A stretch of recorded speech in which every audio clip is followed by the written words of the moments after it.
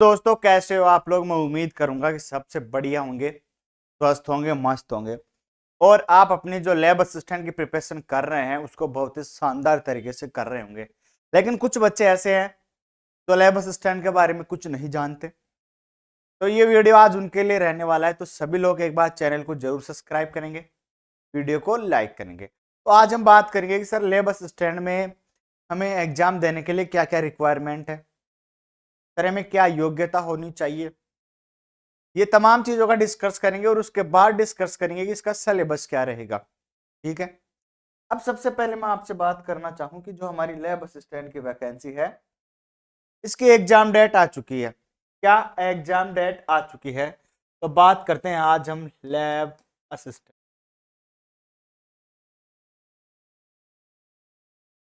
ठीक है। सबसे पहले मैं बात करूंगा इसकी एग्जाम डेट की। तो इसकी एग्जाम डेट हमारे पास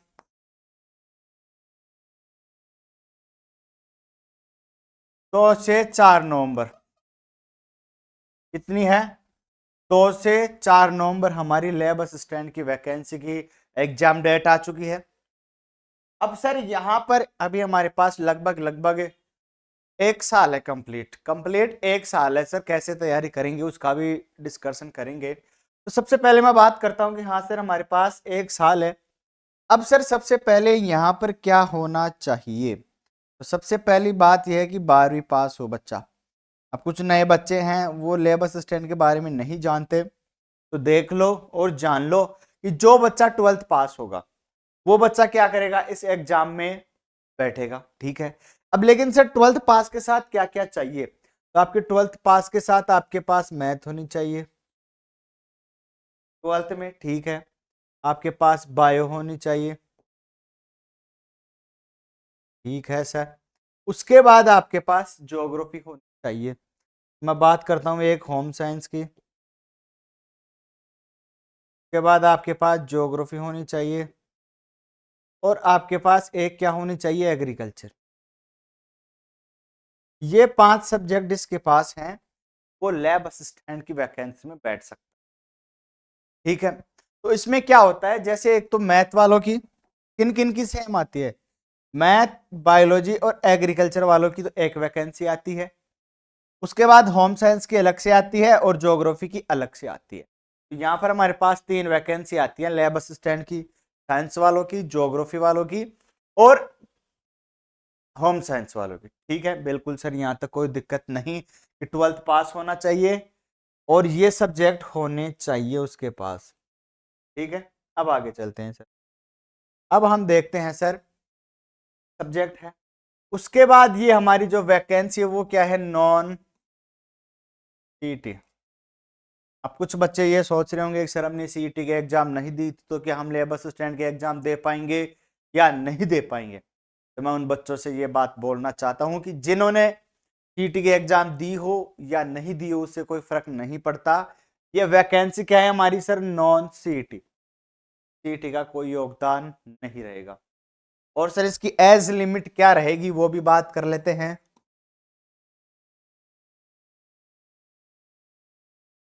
तो लगभग 40 से 45, लगभग 40 वर्ष ही मान लो तुम तो। आप 40 वर्ष तक एग्जाम दे सकते हो। और आपको क्या चाहिए? सर हम ज्योग्राफी, केमिस्ट्री, फिजिक्स, वो मैथ वगैरह सब है मेरे पास। सर मैं सीईटी भी नहीं दी, उससे कोई फर्क नहीं पड़ेगा। सर मेरी उम्र 40 तक नहीं हुई, का मतलब आप ये एग्जाम दे सकते हो। नॉन सीईटी है। और इसका सबसे बड़ा फायदा ये रहेगा कि जो बच्चे सेकंड ग्रेड फर्स्ट ग्रेड की कर रहे हैं ना वो भी आपकी लैब की देंगे। तो कंपटीशन टफ है। पहली बात, तैयारी करो तो पूरे तन मन के साथ ही तैयारी करना, अन्यथा तैयारी मत करना। अब इसके सिलेबस की बात करने से पहले हमने किस किस के बारे में बात कर ली। एग्जाम डेट कैसी कब है, 12th पास होना चाहिए, नॉन सीईटी और 40 वर्ष तक एग्जाम दे सकता है कौन सा बच्चा, तो 18 से 40 तक। ठीक है।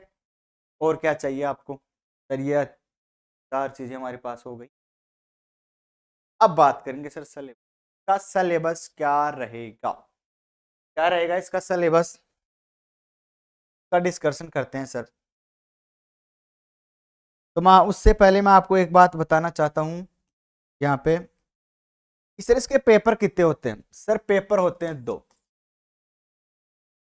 पेपर होते हैं सर, 2 फर्स्ट पेपर और सेकंड पेपर। ये नियम 2022 से लागू हुआ है, पहले ये नियम लागू नहीं था जब आपकी वैकेंसी 2016 में आई थी और 2018 में आई थी। तब क्या था कि केवल एक पेपर लगता था, 150 क्वेश्चंस आते थे, और अब क्या है 200 क्वेश्चंस आते हैं, 2 पेपर लगते हैं।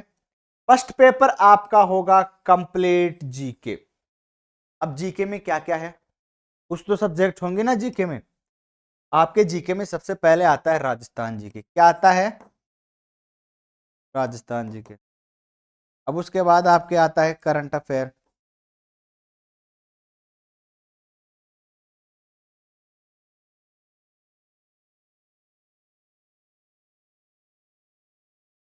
करंट अफेयर आएगा। उसके बाद आपका इंडिया प्लस वर्ड, ये जीके आएगा। और उसके बाद आपकी चौथे नंबर की साइकोलॉजी। ये फर्स्ट पेपर में। सेकंड पेपर में क्या है आपकी? फिजिक्स है, केमिस्ट्री है और बायोलॉजी है। ठीक है, ये 3 चीजें आपकी सेकंड पेपर में आएंगी। अब यहाँ पर राजस्थान जीके का हिस्ट्री, कल्चर और आर्ट दी हुई है। करंट अफेयर आएगा आपका लगभग 7 से 8 महीने का। आपका स्टैटिक जीके जिसमें मोटी मोटी चीजें होंगी, जैसे छोटा बड़ा कौन सा क्या रहेगा वो। और साइकोलॉजी के कंप्लीट साइकोलॉजी है। फिजिक्स का टॉपिक है, केमिस्ट्री के, बायो के 10 टॉपिक्स दी हुई है। लेकिन बायो में आपके क्या किया हुआ है, आपके वहां पे जूलॉजी और बॉटनी 2 पार्ट में डिवाइड है। 8 यूनिट इसकी है और 8 यूनिट इसकी है। अब सिलेबस देखेंगे, ठीक है। तो ये कितने का आएगा सर? 100 क्वेश्चन आएंगे यहाँ से 100 क्वेश्चन आएंगे, ठीक है। कितने का? 200 नंबर का। कितने का? 200 नंबर, ठीक है। ये चीजें आपके लैब असिस्टेंट में रहेंगी। तो अब मैं बात करता हूं कि आपके लैब असिस्टेंट में सिलेबस क्या है सर। ये लो, यहाँ पे आपके पास क्या दिया हुआ है। ये सिलेबस किसके अनुसार है? 2022 के अनुसार, ठीक है। तो ऐसा ही रहेगा आपके पास, यही सिलेबस आएगा, सिलेबस में कोई चेंज नहीं होगा। हो सकता है तो केवल केमिस्ट्री, फिजिक्स और बायो में और में भी नोट हो भी सकता है चेंज, और नहीं भी सकता। मैं ये कंफर्म नहीं बोल रहा कि चेंज हो के ही आएगा, हो भी सकता है और नहीं भी हो सकता, ठीक है। सबसे पहले बात करते हैं हम कि सर पेपर फर्स्ट होगा हमारा, क्या होगा? Paper first. Paper second sir 100 question आएंगे, दोनों में 200 नंबर का होगा, दोनों का 2-2 घंटा टाइम मिलेगा। टोटल कितना हुआ? 400। जिसके 2022 में 278 नंबर थे का सिलेक्शन हो गया था, और 2000 जो आपकी लगी थी 18 यानी कि 19 में रिजल्ट आया था, उसमें 184 से लेकर 83 के बीच में हो गया था सिलेक्शन सभी का। तो अब बात करते हैं सर सबसे पहले हमारा फर्स्ट पेपर, इसकी बात करते हैं सर। फर्स्ट पेपर की बात करते हैं। फर्स्ट पेपर में हमारे पास क्या क्या है देखो सर। यहां पर राजस्थान का भौगोलिक, ऐतिहासिक और सांस्कृतिक का सामान्य ज्ञान, इसमें से ने क्या किया? टॉपिक वाइज डिवाइड कर दिया। ये काम सबसे सही रहा। अब उन्होंने क्या बोला कि सबसे पहले बात करते हैं हम हिस्ट्री की। इसकी बात करते हैं सर, हिस्ट्री की बात करते हैं। तो पहला टॉपिक है राजस्थान के प्रमुख स्रोत। उसके बाद आपकी सभ्यता आ जाएंगी। उसके बाद आपके राजा वंश आएंगे, जैसे मेवाड़ का, मारवाड़ का, बीकानेर का, आमेर के चौहान। जितने भी आपके राजा और महाराजा हुए थे वो किस में आएंगे सर? इस टॉपिक में आएंगे। अब उन्होंने क्या क्या अभिलेख लिखवाए, उन्होंने क्या क्या ग्रंथ की रचना की, उन्होंने क्या क्या उपलब्धियां हासिल की, उनका निकनेम क्या था, ये सभी चीजें किस टॉपिक में आएंगी? इस तीसरे वाले टॉपिक में आएंगे आपके पास, ठीक है।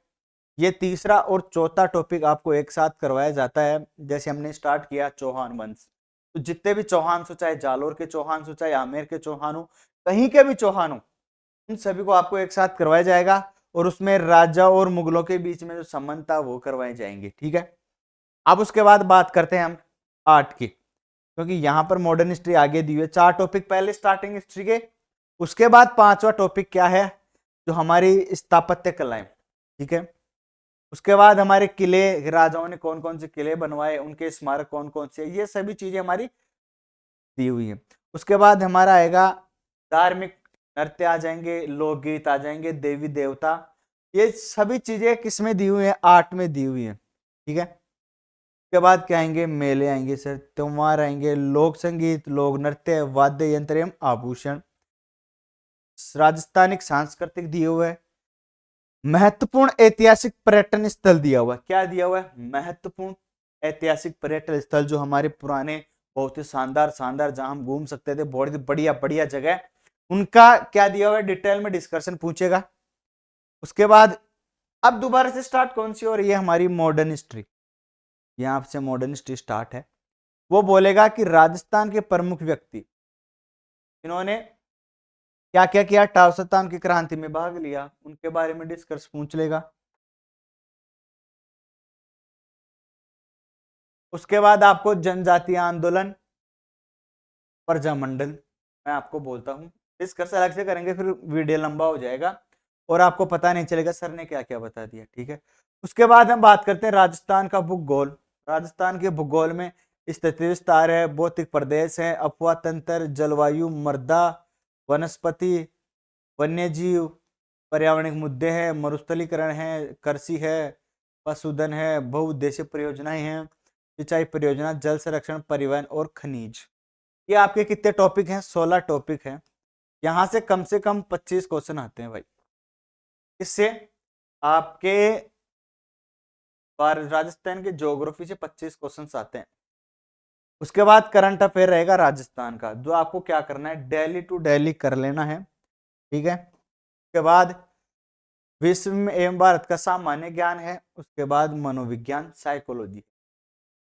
अब आप बात करो पेपर सेकंड की, केमिस्ट्री और फिजिक्स है और बायो है। ठीक है, तो आपको क्या क्या दिया हुआ है, वहां पे 10 यूनिट्स दी हुई हैं, तो हम इनका अलग से डिस्कशन करेंगे, कहाँ से क्वेश्चंस आते हैं इन सभी का डिस्कशन करेंगे। तो मैं मोटा मोटा आपको बता देता हूँ।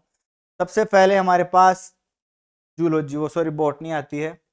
बॉटनी में क्या दिया हुआ है आपको, शैवाल, कवक, फंगस, ब्राडोफाइडा, टेरिडोफाइडा, जिम्नोस्पर्म, एंजियोस्पर्म, क्योंकि यहाँ पर अनावर्ती बीज और जिम्नोस्पर्म एंजियोस्पर्म में पढ़ते हैं। अब उसके बाद दी हुई है क्या, एनाटोमी दी हुई है, प्लांट एनाटोमी दी हुई है, प्लांट फिजियोलॉजी दी हुई है, इकोलॉजी दी हुई है। के बाद आपको दिया हुआ है बायोटेक दिया हुआ है, इकोलॉजी हो गई, सेल दिया हुआ है। ठीक है, उसके बाद बात करते हैं सर जूलॉजी की। सबसे पहले जेनेटिक्स, एनिमल किंगडम और human physiology, complete human physiology है यहाँ पे। और उसके बाद आपको दिया हुआ है रेस्पिरेटरी सिस्टम दिया हुआ है, और आपके फिजिक्स में दिया हुआ है 10 यूनिट्स, केमिस्ट्री में 10 यूनिट्स। उनका अलग से डिस्कशन इसलिए करेंगे क्योंकि यहाँ पे फिर वीडियो लंबा हो जाएगा, और मैं आपको वहाँ पे बताऊंगा कैसे स्ट्रेटेजी अपनाई जाती है कि कैसे केमिस्ट्री करनी है, कैसे फिजिक्स करनी है। तो मिलते हैं आपको नेक्स्ट वीडियो में, तब तक के लिए स्वस्थ रहिए, मस्त रहिए, जय हिंद, जय भारत।